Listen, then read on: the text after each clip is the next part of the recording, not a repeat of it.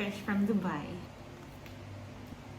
We have the box of minis. 5 different flavors. Try natin lahat.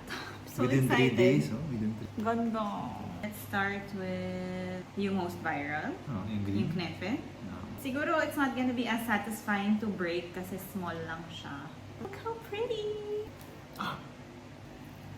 See? Pretty. Cheers. Harap naman. Pistachio-y talaga. Mas gusto mo siya. Kaya hindi siya nakakabaliw. Like, oh my God, ang sarap! Let's try butter to be safe than salty. Oh. Butter sa disto. Ayaw mo to. Kaya nga eh. Small na lang sa'yo. Yes, please. Okay, cheers. Ayoko siya. I can't. You don't want it? I don't like peanut butter. Sarap. Good for you. Mas marami for you. Next, you crack me up. Ito. Cheers. Very Arabo. Sobrang Arabo ng taste. Wala lang. Ayos lang. So ito na, what I believe to be the best too. Let's do the Biscoff muna. Ooh.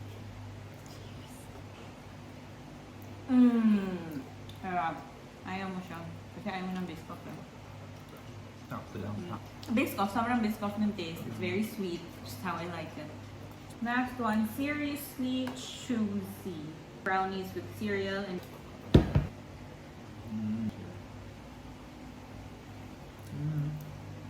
parang kulang sa lasa. Oo nga. Pero, Saktong-sakto lang yung sweetness talaga. Hindi siya chocolatey. I mean, given the description, akala ko parang Nag-expect ako with na. with No, sweetness. ganun. But it's good. So ako, number 1, number 2, tapos number 3, 4, 5. So 5, 4, and then this one. Alam ko it's the most viral. Ang ganda niya tingnan, pero it's really not that special. In my opinion at least.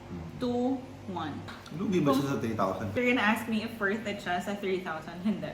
Pero it's fun, yung experience lang. And they're very pretty. Pero imagine mo, bumili ka ng bar na ganyan kalaki. 1,000 pesos. Tapos hindi mo gusto yung flavor sa lista. At least ito, na-try namin lahat. Thank you kay Marco. Yeah. Brother Thank ko. you. Bye! Bye-bye.